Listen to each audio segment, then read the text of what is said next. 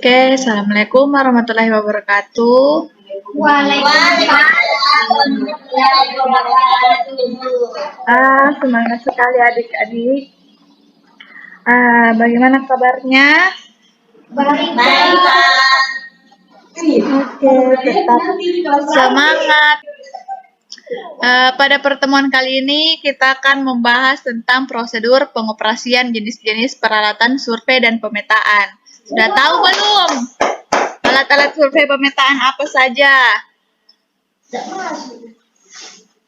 Ayo, coba Fitri. Kak, bisa diulangi apa? Alat-alat survei pemetaan yang sederhana saja, yang biasa dipakai di ukur tanah.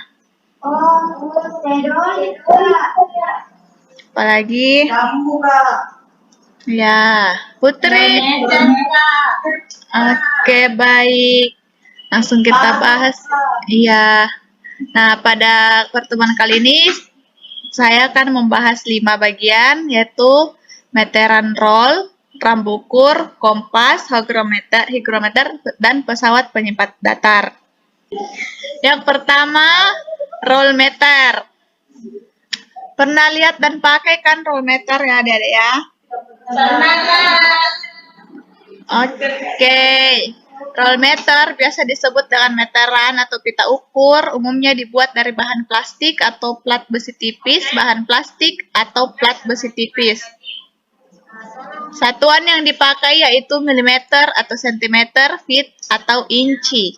Pita ukur atau roll meter tersedia dalam ukuran panjang 5, 10, 30 sampai 50 meter. Fungsinya untuk mengukur jarak atau panjang. Bisa juga digunakan untuk mengukur sudut, membuat sudut siku-siku, dan membuat lingkaran. Pada ujung pita dilengkapi dengan pengait dan diberi magnet agar lebih mudah ketika sedang melakukan pengukuran. Dan pita tidak lepas saat mengukur. Semua tahu kan cara menggunakan roll meter? Tahu. Oke.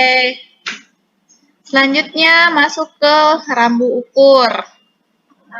Rambu ukur adalah alat yang terbuat dari kayu atau campuran aluminium yang diberi skala pembacaan berbentuk mistar ukur yang besar.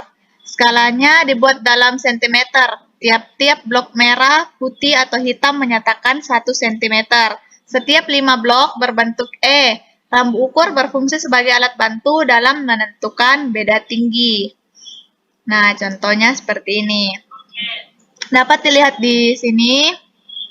Yang ini tuh benang atas, yang di bawah benang tengah, di bawahnya lagi benang bawah. Benang tengah itu berhubungan untuk menghitung beda tinggi, sedang benang atas dan benang bawah digunakan untuk menghitung jarak. Gimana kontrolnya itu? Seperti rumus di sini. Benang atas ditambah benang bawah dibagi 2 sama dengan benang tengah. Toleransinya itu 2-3 mm. Ingat ya, rambu ukur harus tegak lurus dengan patok. Lanjut lagi ke kompas. Adalah alat yang berfungsi menunjukkan arah mata angin. Tahu kan semua kompas? Tahu. Tahu. Selanjutnya, kita ke bagian kompas. Ada yang dibilang dial, yaitu permukaan tertera angka derajat dan huruf mata angin. Terus ini visir, lubang dengan kawat halus untuk membidik. Terus ada kaca pembesar untuk melihat derajat kompas. Ada jarum penunjuk yang menunjukkan utara magnet. Ada tutup dial dengan 2 garis sudut 45 yang dapat diputar. Dan ada alat penyangkut tempat ibu jari menopang kompas. Cara menggunakannya, pasang kompas di atas statif. Atur kompas dalam keadaan mendatar agar jarum dapat bergerak bebas. Terus, atur gelembung nifo. Nah, coba jelaskan kepada saya bagaimana cara mengatur gelembung NIVO. Ada yang bisa? Oh, saya. Ya, silahkan. Saya, Kak. Ya. Jadi itu kakinya apa itu, Kak? Yang Statif. Ya, statif apa, Kak? Statif. Oh, statif di dikasih sama rantai sampainya itu gelembungnya berada di tengah-tengahnya itu sekarang di dalam lipo, Kak. Iya, bagus. Ya, dengar yang lainnya. Selanjutnya, setelah NIVO diatur, kita arahkan visir ke sasaran bidik, lalu baca skala lingkaran yang menuju arah tersebut. Nah, selanjutnya kita ke higrometer.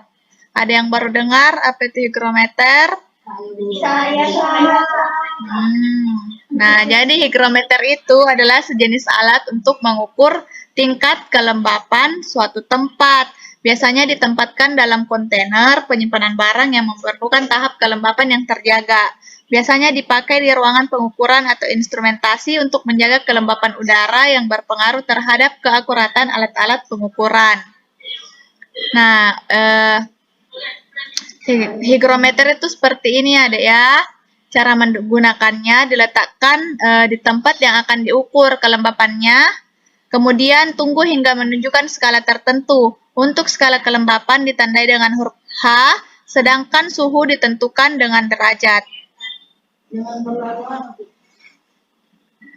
Selanjutnya, yang terakhir, alat penyipat datar, yaitu digunakan untuk mengukur atau menentukan sebuah benda atau garis dalam posisi rata, baik pengukuran vertikal maupun horizontal. Kedua sisi mempunyai permukaan yang rata, sebagai bidang yang ditempatkan ke permukaan yang akan diperiksa. Di tengah bagian terdapat lubang, dan di tengahnya sebagai penempatan kaca gelembung sebagai alat pemeriksaan kedataran. Pada salah satu ujung terdapat lubang di tengahnya sebagai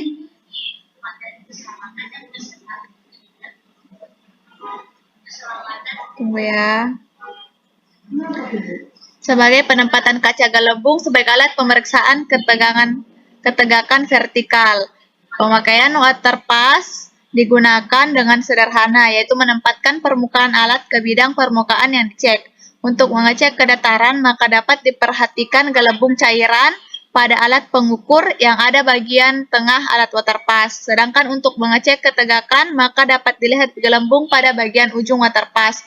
Untuk memastikan apakah bidang benar-benar rata, maka gelembung harus berada di tengah. Nah, seperti ini.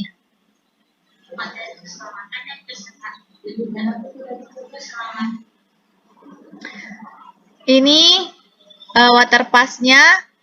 Kalau dia rata berarti gelembung yang ada di sini harus berada di tengah. Begitupun dengan gambar di bawah. Untuk alat waterpass-nya itu seperti ini. Nah, baik, sampai di sini ada pertanyaan, Dek? Sudah paham semua ya? Oke deh, jangan lupa perhatikan tugasnya.